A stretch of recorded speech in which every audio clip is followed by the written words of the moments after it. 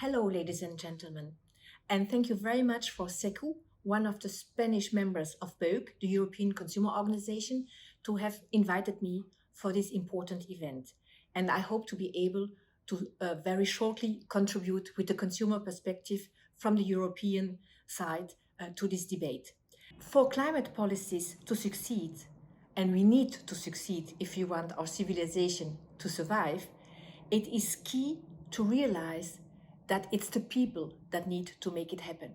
It is the people that will need to change the way we move, the way we travel, the way we heat or cool our houses, the way we buy or not products, and of course, the way we eat. And it is very important that any climate policy integrates the need for people to be able to change.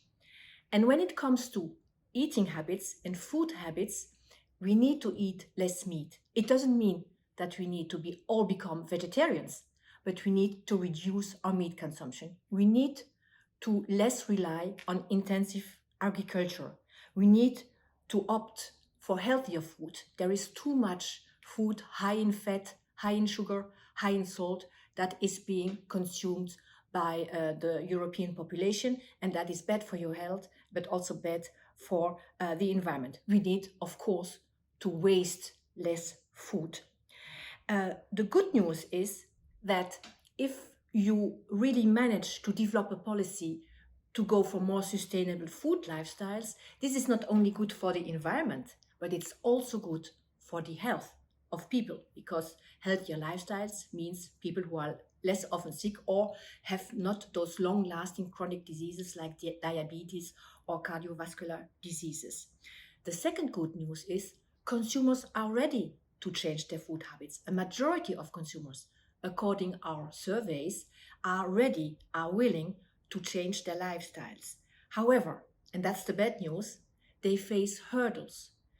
They lack information. They are not really well informed, or they don't feel at least well informed about what is and what is not a sustainable food option. They are sometimes not finding those food options. They are sometimes hidden in a shop or even not available in the shop. And when they are available, they are not always affordable. There is really a price tag that comes with the label of sustainability. And that is something that would need to change. Indeed, a consumer, a people, a citizen-friendly, sustainable food policy is to make the sustainable food option the easy one. It must be attractive, it must be available, it must be affordable. And that's really something that is important to keep in mind. And what is even more important to keep in mind is that, of course, there is a perception that more sustainable food means more expensive food. Well, this is only in part true because, for example, if you substitute the meat by lentils or by pulse, this is a less costly solution. Also, if you waste less of food, there is on average 30% of the food is being wasted. Well, if you waste less, then you have also less burden on your food budget. But there is a cost to the transition, and this cost, because if you go into less intensive agricultural production, you have more costs, of course, for the production of that food.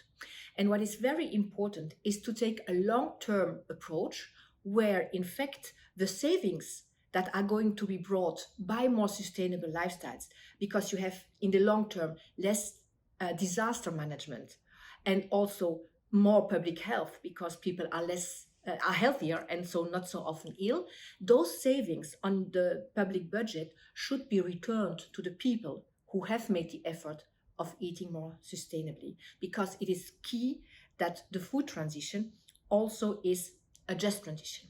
Now, a last word I would like to share with you is about the role of consumer organizations. Consumer organizations have a double role to play.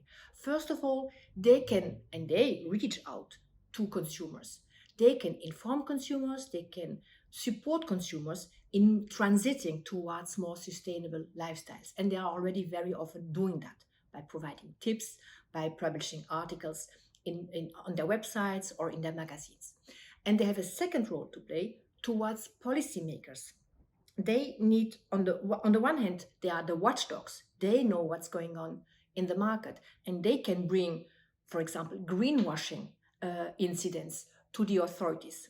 On the other hand, they can also inform policymakers and contribute to the development of food policies, sustainable food policies that maximize the consumer perspective and the consumer benefit of those so much needed policies.